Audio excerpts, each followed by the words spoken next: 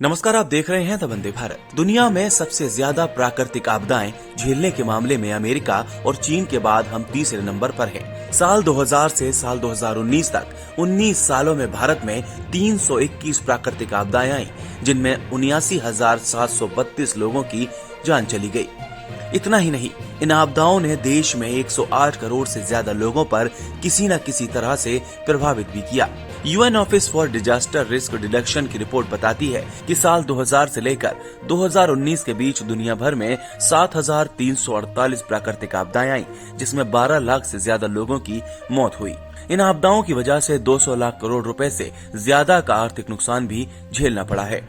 इसी दौरान चीन में सबसे ज्यादा 577 आपदाएं आई, जिसमें 1.13 लाख जाने गईं और 173 करोड़ लोग प्रभावित हुए।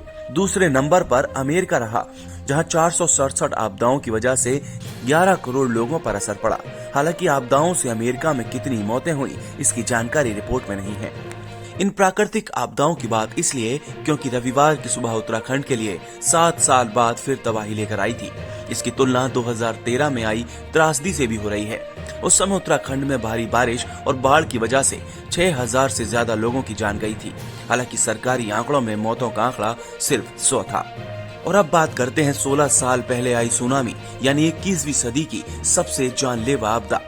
26 दिसंबर 2004 को हिंद महासागर में आई सुनामी लहर ने भारत समेत दुनिया के कई देशों में भारी तबाही मचाई थी। ये सुनामी 21वीं सदी से सबसे जानलेवा प्राकृतिक आपदा थी, जिसमें 2.26 लाख से ज्यादा लोग मारे गए थे। अकेले भारत में ही इससे 12,405 लोगों की जान गई थी। 3,874 लोग लापता हो गए थे।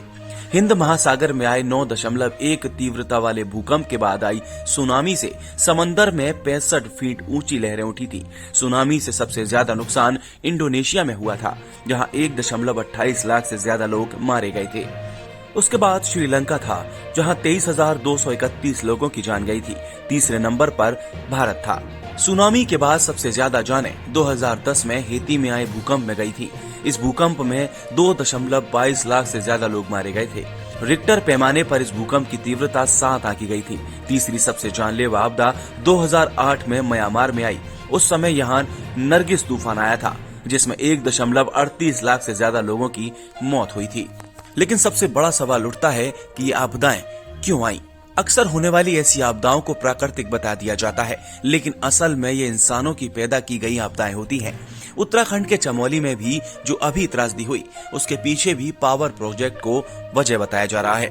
2016 में गंगा शुद्धिकरण मंत्रालय ने तपोवन पावर प्रोजेक्ट को लेकर सुप्रीम कोर्ट में आपत्ति जताई थी। मंत्रालय ने कहा था कि प्रोजेक्ट के लिए पेड़ काटे जा रहे हैं, जो कभी भी विनाश का कारण बन सकते हैं। सरकार खुद बताती है, साल 2016-17 से लेकर 2018-19 तक 3 सालों में 76 लाख से ज्यादा पेड़ काटे गए हैं।